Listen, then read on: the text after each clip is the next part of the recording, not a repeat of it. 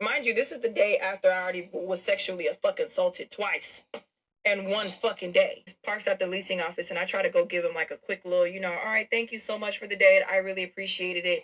He gets in for the hug or whatever, and then after that, he grabs my face on both sides of my motherfucking face and kisses me.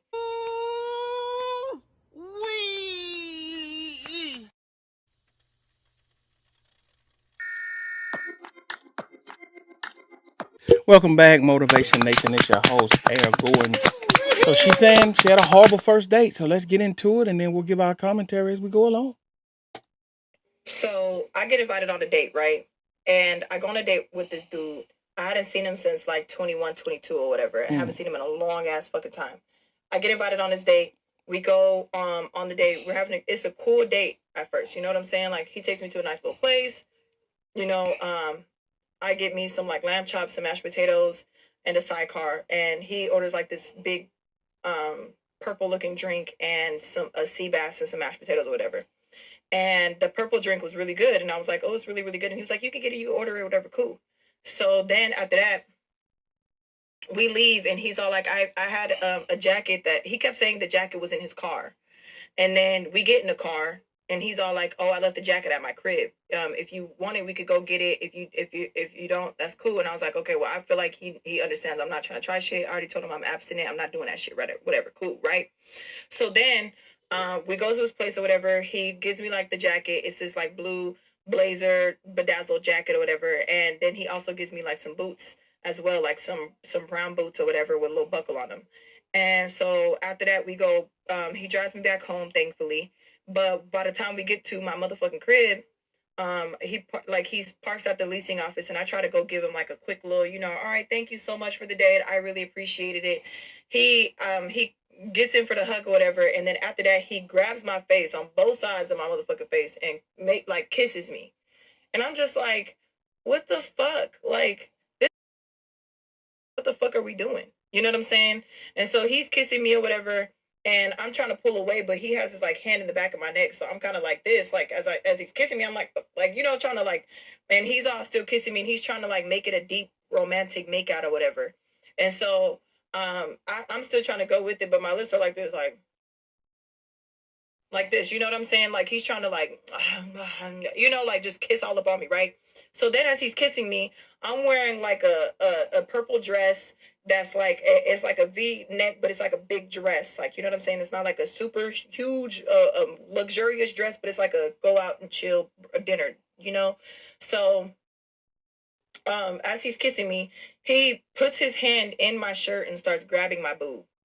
And that's when I had to be like, all right, like, all right, I'm about to go. And he was like, I'm sorry, your lips are. Okay. I was about to make a joke about what she's saying, just tongue in cheek. But no, he's crossed the line, right? He has gone way too far, right? Because at first I was gonna say, don't you say no tonight, after you done ate them lamb chops. But that's just a joke. Just because somebody takes you out on a date and pays for the meal, that doesn't mean that you're supposed to give it up to him over some freaking lamb chops. Let's be real here, okay? That's just a joke. Um, but yeah, you have to keep your safety in mind at first, right? So he's already leaned in to kiss you. He's basically forced you to kiss him. You then have to react.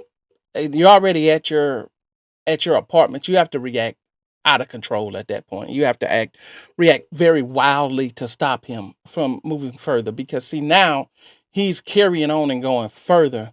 So let's see what else she has to say. But you're putting yourself in harm's way at this point. You have to react almost violently at this point. But let me let her go on. Sexy. I just wanted to kiss them all night.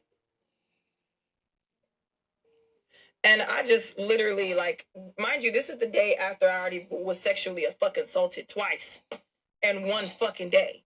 And the next day, I'm a fucking assaulted again, bitch. It's just the assault of the assaults, bitch. I'm just being assaulted. You know what I'm saying? And so then I go back inside. The next day I wake up. He's talking about some I'm about to. He was like, you want to have a dinner like on my rooftop?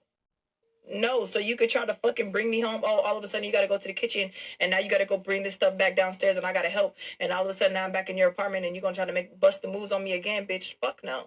So I told him no, and I'm I never consented to a kiss, nor did I consent to you to even touch my motherfucking titty, bitch. I don't know what the fuck gave you the idea that I wanted to do that, especially after telling you I wanted to be abstinent. But bitch, what the fuck is wrong with you? And I thought he was better than that. Like, I really did. So yeah, like,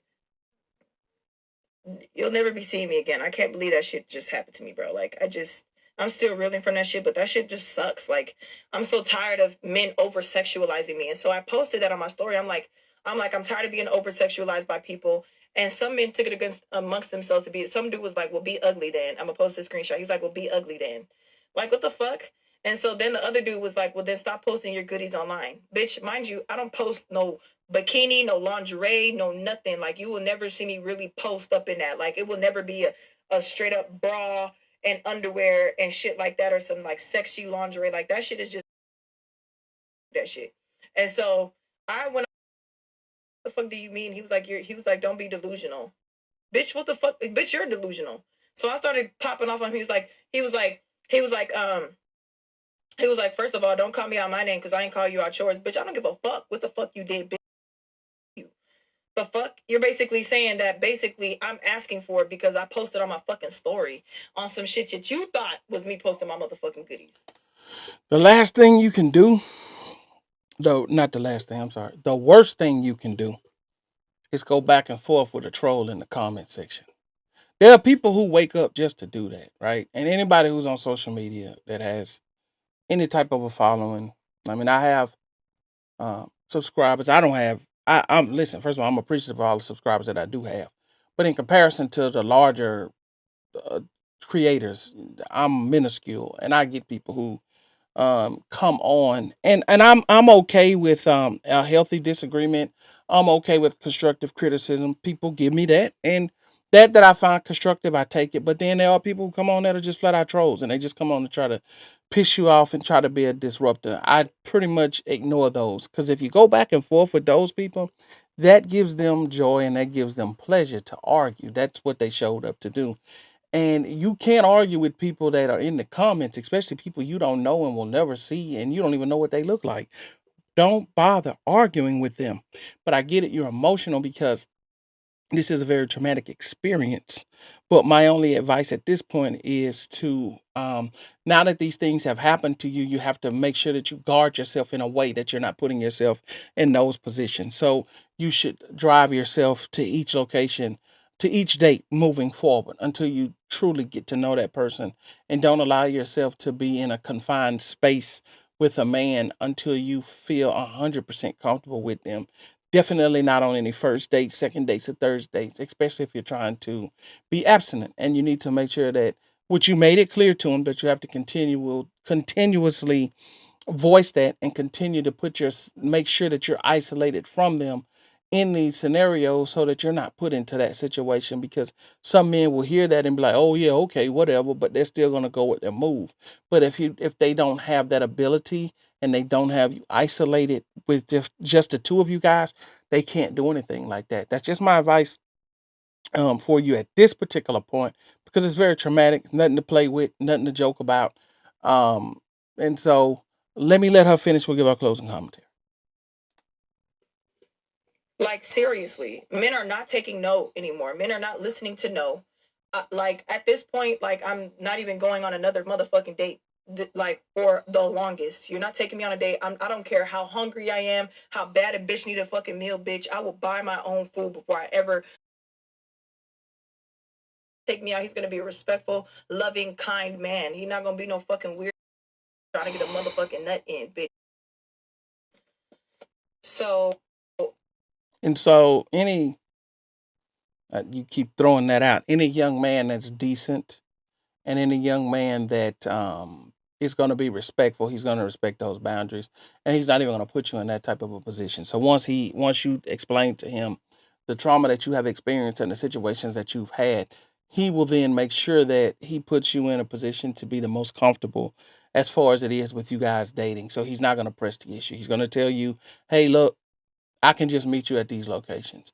We will take it slow until you feel comfortable with what it is that we're building, if the person is serious about getting to know you, and that's if the person is serious about trying to build a relationship with you."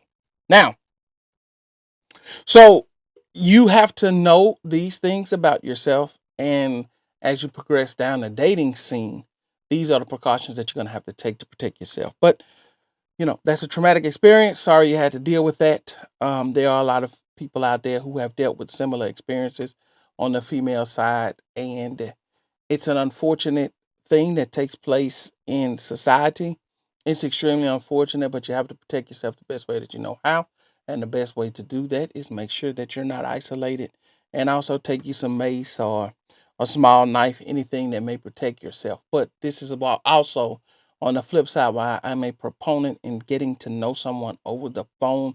You have to have a lot of conversation with these people before you actually go out on a date with them. So you have somewhat of a knowledge of the person that you're going out with. I do not condone meeting someone on an app, never having a real conversation with them. And the first time that you guys have a real conversation is on a first date. Not saying that that is the situation that took place with this young lady, but I'm saying in far too many videos that I've reacted to, that is the situation. And to me, that's extremely dangerous. But anyway, you guys saw what I saw, you heard what I heard. Time for you guys to jump down in the comments and let me know how you feel about this. What do you guys think? How would you guys have handled it? How should she have handled it? Let me know. It's your turn to comment. That's it for this video. I will see you guys on the next one. I'm out.